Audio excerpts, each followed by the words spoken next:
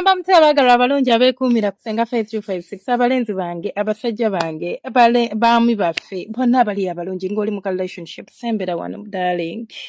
sembera nkuwa eddagala ery'okuzina emmana naawe owulire nti kyekyo bw'oba oli eyo ng'oleberera mu mmana y'omukyala nabagamba nti ebintu bingi bye tusobola okukozesa ebyo ebiri for example ewaka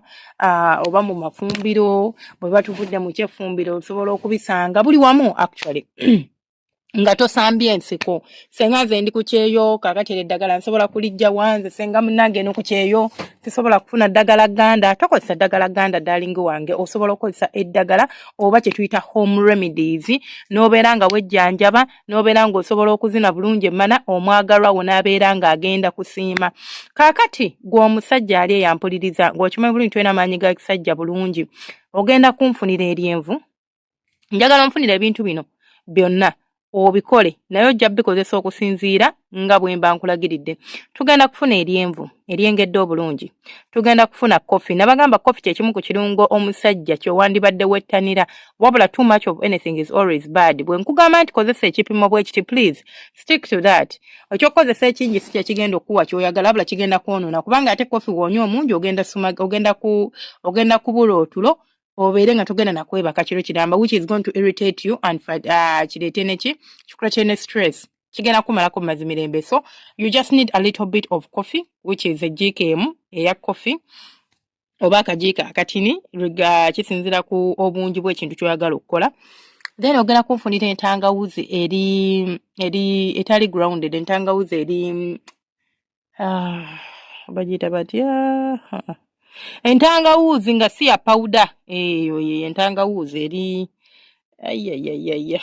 I think it's called raw ginger ya oba batyo bagiyita simanyi naye ndabaza batyo bagiyita entangawuzi nga naye si ya powder then wamala okunfunira entangawuzi eyo ogenda kunfunira omubisi gw'enjuki bw'omala okunfunira omubisi gw'enjuki tugenda kubitabula n'amazzi agookya ebintu bino byonna nga bwe mbikumenyera obyetaaga ekisooka omubisi gw'enjuki nze ngwogerako nga mbagamba mu abasajja in fact olina n'okuba ng'oterekawo omubisi gw'enjuki ekiro oba ogenda kwebaka n'okwata n'onywako ajiika emu ey'omubisi gw'enjuki esobola okukyusa obulamu bwo ogwo nzize ngwogerako nzize ngusomesaako omubisi gw'enjuki ng'ogutadde ebbali nzize njogera ku menvu amenvu gakuyambako ku blood circulation gakuyambako okuboostinga energy levels gakuyambako okuboostinga stamina mu nsonga z'okwezina then ate kaawa yakuyambako okufuna amaanyi n'okuyambako okubeera nti bwe mba mbadde nkooye ngenda kubeera nga like akuyambako okufightinga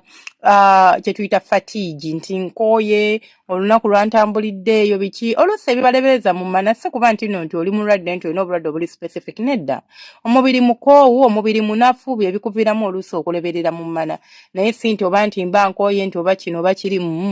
sometimes it's just that kati olwo oba okozesezako kagundi ka kofi kaba kagenda kuyamba ebintu bino tugenda kubitabula tutya okubanga tubifunamu omugaso ekisooka ogenda kunfunira coffee osobola okukozesa instant coffee osobola okukozesa ground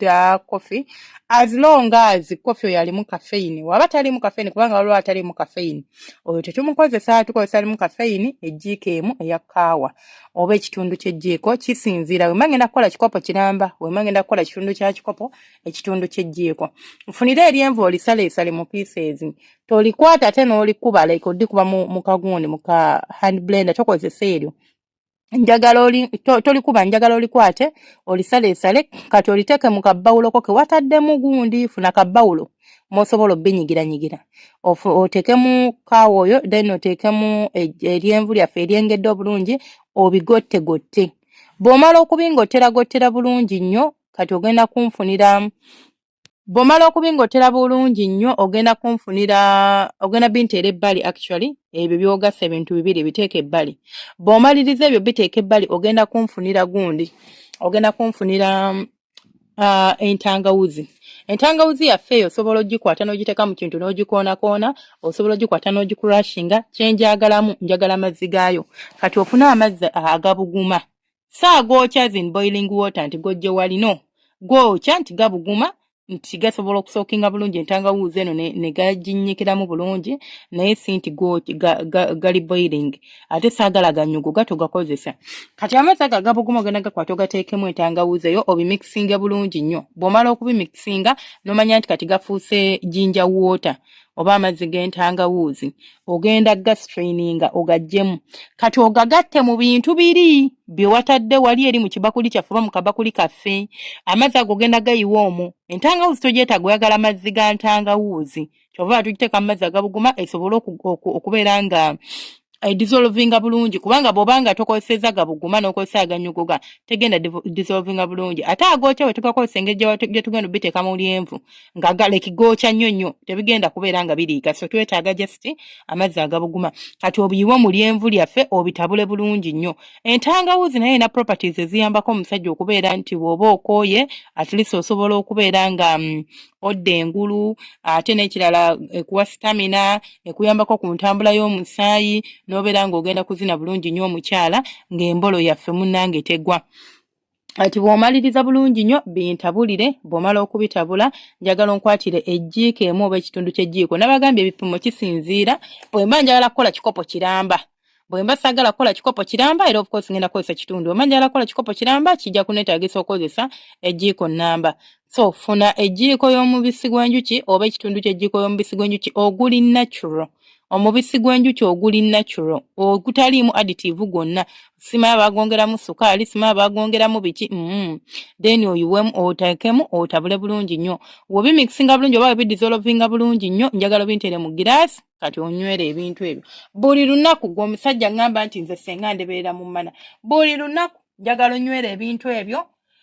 buli lunaku onywako egundi emu yokka bweti enki onywako glaasi emu yokka oba obinywa omulundi gumu ani atagwanidde kunywa bintu bino bw'oba olinamu pressure bw'oba olinamu sukaali bw'oba olinamu obuzibu mu lubuto for example nina alusazi biki kubanga entangawuzi si nnungi kwalusa mind you entangawuzi tokozesa nnyingi kubanga esobola okuritatinga olubuto lwo and we would not want that so tokozesa nnyingi kozesa akatangawuzi akasaamusaamu bw'omaliriza bulungi nnyo bw'oba omanyi nti olinamu sukaali olinamu pressure olinamu obulwadde bonna obukuleetera okuba nti omira eddagala ery'olukonvuba oba balitera lukonvuba like eddagala ng'omira eddagala buli lunaku please consult your doctor before you take these things omusawo tajja kugamba nti tobinywa ajja kugamba binywa kubanga these are all natural ingredients tezirina buzibu si nti nno ddagala olinoze ku ttale lye batera obbagaana